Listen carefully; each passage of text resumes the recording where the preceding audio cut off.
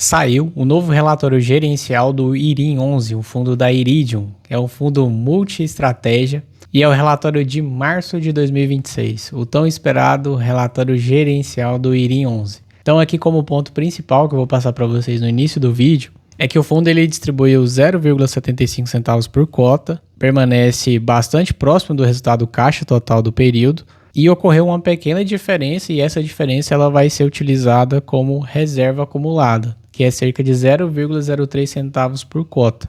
Comparado ao mês anterior, o fundo ele teve um desempenho que foi beneficiado principalmente pela melhora dos resultados da correção monetária da carteira de certificados de recebíveis imobiliários, bem como pelo reconhecimento do ganho de capital, que é proveniente do portfólio de fundos imobiliários. Além também que teve um leve aumento no rendimento recorrente desses fundos imobiliários. Não houve reconhecimento relevante associado a eventos de pré-pagamento dos CRIs nesse período. O IPCA médio reconhecido no resultado caixa da carteira de CRIs, ele foi de 0,33%, refletindo a divulgação recente de indicadores de inflação em patamares mais elevados. Adicionalmente, a equipe de gestão deu continuidade ao processo de reciclagem dos fundos imobiliários, relatando também que foram realizadas movimentações pontuais na carteiras de FIIs.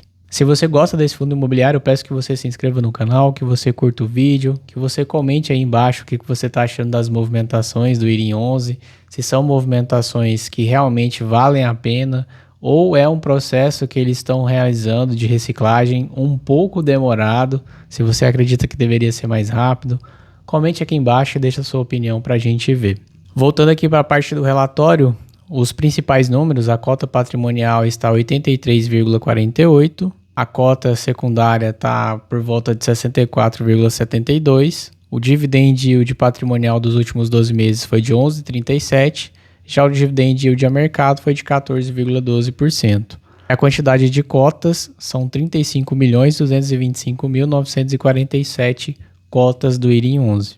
Na parte de resultados e alocação, a cota patrimonial, desde o início, ela estaria em 47,27. A cota mercado ela teria uma variação negativa de menos 3,05. Já o CDI, 69,57. E o IMA B5, 41,85. Resultado do fundo no mês, em março, ele teve uma receita de ativos caixa de 29 milhões. Resultado de CRIs foi de 22 milhões. Correção monetária, 6 milhões. Negociações foram 51 mil. Negociações foi bem abaixo. Resultado dos fundos imobiliários, 5 milhões. Comparado aos meses anteriores, esse foi melhor resultado, assim como ele descreveu no início do relatório. As despesas de caixa foram 3 milhões, o resultado caixa de 26 milhões e a distribuição também 26 milhões, que gerou um resultado de 0,75. Lembrando que no mês anterior ele pagou 0,80, neste mês ele pagou 0,75 e teve uma reserva acumulada de 3 centavos por cota.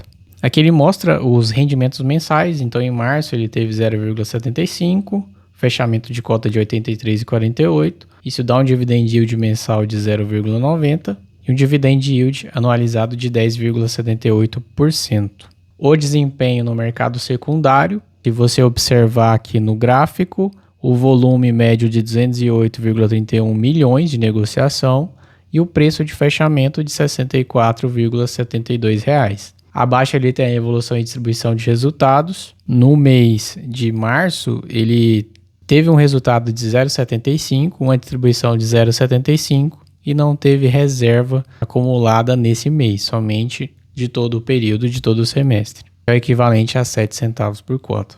A exposição, ele tem 78,4% em certificado de recebíveis imobiliários, ele tem 19,1% em fundos imobiliários, 3,5% em caixa e 1,1% outros. As taxas médias da carteira, IPCA é 67,8% do patrimônio, 88,2% da carteira de certificado de recebíveis imobiliários. Ele tem uma taxa média de compra de 10,1% e uma taxa média a mercado de 10,3%. Então a taxa a mercado é superior ao que ele comprou. Ele tem também CDI+, como indexador, que é 4,5% do PL, ele tem 5,8% da porcentagem dos CRIs, tem uma taxa média de mercado de 3,2% e uma taxa média de compra de 3,4%.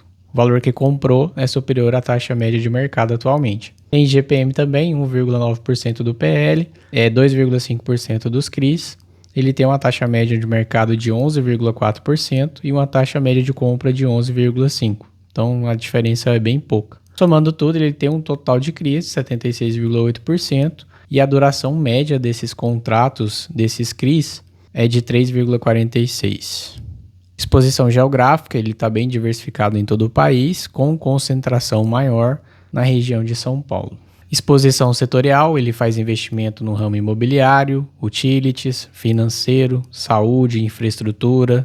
Ele é bastante diversificado na exposição de setores dos CRIs. Alocação por tipo de risco, ele tem série sênior, série única, mezanino, subordinada e a maioria é 73,16% com foco em série única dos CRIs, que é uma série de maior qualidade. Segmento dos contratos, ele tem concentrado 59,62% e pulverizado 40,38%. Nas movimentações de certificados de recebíveis imobiliários, no mês de março foram realizadas as seguintes alocações no mercado primário. O CRI Cash Me, ele fez uma alocação de 1,6% do PL do fundo, com a série mezanino e uma remuneração de IPCA mais 10%. O ponto forte dessa operação ele está na pulverização e baixo risco médio da carteira. Ele fez investimento também no CRI Porto Fino, foi feita a integralização da última tranche da cerca de 0,4% do PL, a uma taxa de IGPM mais 10,5%, e além disso também foram feitas várias alocações no mercado secundário, com destaque para o CRI HGBS Jardim Sul, compra de 1,1% do PL, a uma taxa de IPCA mais 8,5%, o CRI Socicam, aumento de 0,1% do PL, a uma taxa média de 11% IPCA, o CRI AXS3 e AXS4, teve um leve aumento de posição, as taxas de IPCA mais 12,5% e IPCA mais 11,5%. O CRI Faro Energy, aumento de posição e uma taxa de IPCA mais 9,45%. E além disso, foram feitos pequenos aumentos nas posições do CRI Mateus, adquirido a IPCA mais 10%, e Apvida em séries em CDI e IPCA adquirido a taxas de CDI mais 7% e IPCA mais 16% respectivamente. Uma taxa a 16%, a IPCA ela é muito grande, né? Atualização de crédito, o CRI Escher, 0,58% do PL, estão em trabalho para encerrar a operação, que depende de outros fatores, e obter certas aprovações envolvendo a securitizadora. São os CRIs mais estressados da carteira que está gerando algum problema. Tem também o CRI Eco, que é 0,23% do patrimônio líquido do fundo. Ele teve uma decisão favorável em uma das etapas do processo de execução, que vai de encontro ao direito de poder acessar os recursos que estão bloqueados na conta de uma das SPS. Então tem somente esses dois problemas na carteira. E engraçado também no relatório gerencial é que ele não demonstra qual foi o valor pago, né? Qual foi o valor investido em cada certificado de recebível imobiliário desses daqui. Indo aqui para a carteira de fundos imobiliários, aqueles fundos imobiliários mais estressantes já estão tendo uma posição bem menor no patrimônio líquido comparado ao que tinha lá no IRDM11. O Serra Verde tem uma participação de 0,02%, o TOR de 0,04%. Ele tem o EIRA 11, que é um fundo de papel, que recentemente também a gente fez um vídeo sobre o REC-R 11, que também investiu 10 milhões nesse fundo imobiliário. E o IRIM também abriu posição dentro desse EIRA 11, é o Aroeira, mais para frente a gente vai verificar. Ele tem o HCTR, 0,26% do PL, tem o DEVA ainda, que é a maior participação desses fundos imobiliários que também estão estressados na carteira, cerca de 1,11%. A distribuição setorial dos fundos imobiliários também, ele investe em imobiliário, financeiro, corporativo, residencial, shoppings.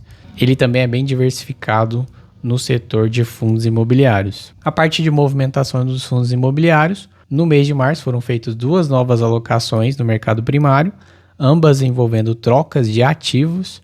O CPSH11 ele tem uma posição de 1,8% do PL. Ele envolveu a integralização da totalidade das cotas do fundo BLMO11, RBRS11, bem como cerca de 37% da posição do RBFY11.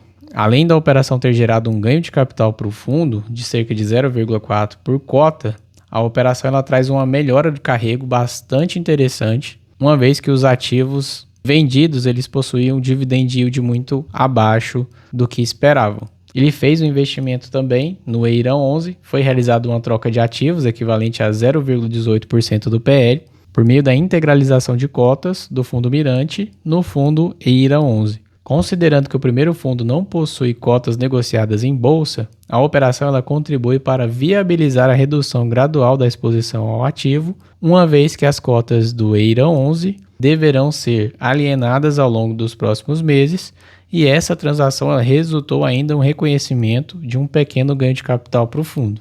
Ponto principal da carteira, a reciclagem dos fundos imobiliários. Então é em linha com a estratégia de reciclagem de portfólio, delineado ao longo do processo de reorganização envolvendo os antigos IRDM11 e o IRIM atual, o objetivo de aumentar a exposição a ativos de tijolo, alocação em outros fundos imobiliários, foi realizada vendas de cotas no mercado secundário, que se destacam as reduções nas posições do RBHY, do HDOF e também do TORD11.